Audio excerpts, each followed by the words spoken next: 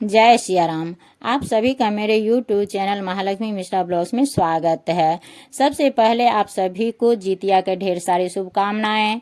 सबका व्रत अच्छे से हो, सबके बच्चे दीर्घायु हो, इसके लिए मैं मंगल कामना करती हूँ।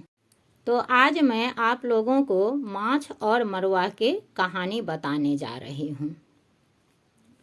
हम लोगों के यहाँ जब कभी भी कोई भी व्रत त्यौहार होता है तो सबसे पहले हम लोग नहाय खाए जो करते हैं तो उसमें बहुत बड़ा नियम करते हैं कि मुझे क्या खाना है, जो चीज़ निषेध है वो नहीं खाएंगे।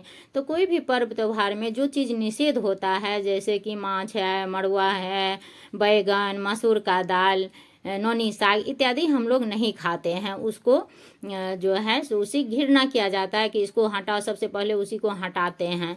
तो एक बार ऐसा हुआ कि जो माछ और मरुआ को ये बात बहुत बुरा लगा। माछ बोला कि मनुष्य जाति कैसा होता है कि अनदिना तो बहुत अच्छा सिखाता है, और जब कोई पर्व त्योहार है तो ये हमको इतना घृणा करके समझता है। कोई भी व्रत त्यौहार में मेरा कोई मान नहीं होता है, सब अपमान करता है, सबसे पहले हटा देता है। तो हम लोग यहाँ रह के ही क्या करेंगे, इस धरती पे मेरा क्या काम है, तो हम लोग चले जाते हैं।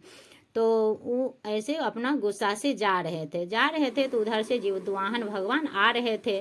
तो उन्होंने देखा कि मछली जो है सो पृथ्वी लोग छोड़ के अपना जा रहे हैं। तो फिर पूछा जो आपको क्या हुआ, काहे ऐसे जा रहे हैं।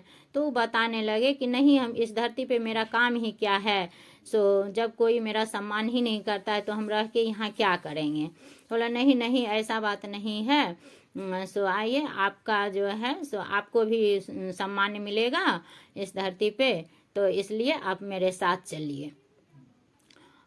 फिर थोड़े दूर आया तो देखा मरुआ को भी जा रहा है। तो फिर मरुआ से भी पूछा कि आप क्यों धरती छोड़ के जा रहे हैं। तो वो भी बोले कि नहीं, अगर कोई भी पर्व त्योहार कुछ भी होता है तो सबसे पहले मुझे हटा दिया जाता है। तो जब कोई मेरा जो है सम्मान ही नहीं करेगा, सब अपमान ही करेगा, मुझसे घृणा करेगा, तो मैं रह के क्या करूँगी, इसलिए मैं भी जा रही हूँ।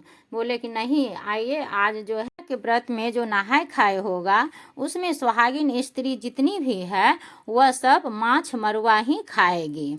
और बहुत सारे लोग ऐसे हैं जो कि माछ नहीं खाते हैं। तो जो मछली नहीं खाते हैं उनके लिए मरुआ का रोटी, झिंगनी के सब्जी और नौनी का साग उस दिन खाया जाता है। और जो वो भी नहीं खाती है, मरुआ मसूर वो सब भी नहीं खाती है, तो वो अपना अरवा खा के नहाय खाए करेगी। इस तरह से मछली और मरुआ का उस दिन इतना महत्व है कि मिथिला में जो भी लड़की का नया शादी हुआ है उनके ससुराल से उस दिन मछली और दही का भार आता है।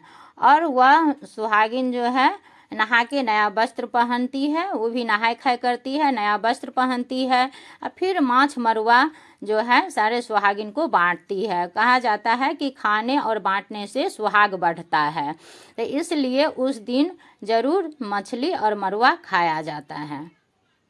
तो उस दिन जितिया के नहाय खाए में माछ और मरुआ का महत्व बड़ा है और इसका कीमत भी बहुत बढ़ जाता है। यहाँ तक मरुआ के आटा तो बिहार विटामिन के नाम से बिकने लगता है, 20 रुपया पौवा ही मिलता है। मछली भी जो है 400-500 रुपया केजी मिलता है, लेकिन उस दिन खाना बहुत ही आवश्यक है। इस तरह से जीवोत्वाहन भगवान उनको वरदान देकर और पृथ्वी लोक पे लाए। तो ये था माछ और मरुआ की कहानी।